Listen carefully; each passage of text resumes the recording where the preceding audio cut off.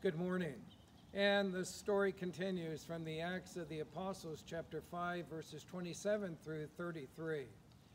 We all remember that after the death of Jesus, the apostles were in the upper room, hiding in fear.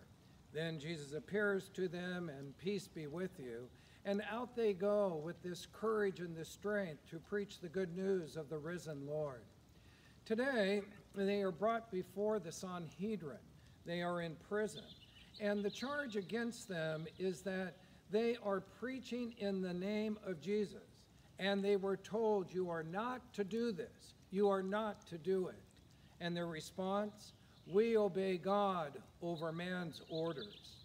In contemporary blunt language, Peter is in the face of the high priest, and what he is saying in blunt contemporary language, you know what you tell us doesn't mean diddly squat.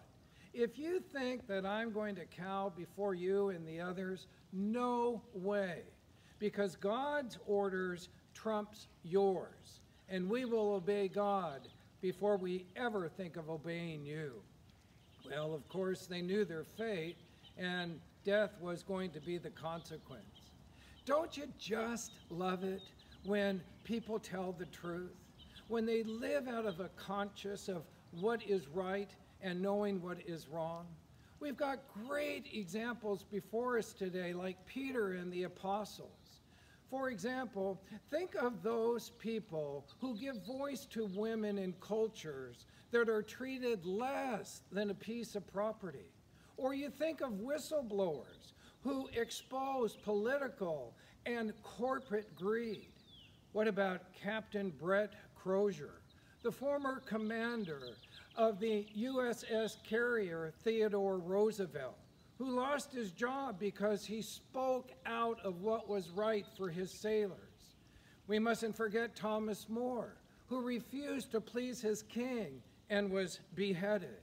Or today's saint, St. George, who also had the price of martyrdom because he refused to give up his faith. Well, there are so many examples. Don't you just love it? And aren't you inspired when you see these women and men who speak the truth, especially Jesus Christ, who is the way, the truth, and the life? Today, we give thanks to God for these women and men who are our true heroes. And you know what? The world desperately needs more of them, needs more of them. God bless you and have a happy day.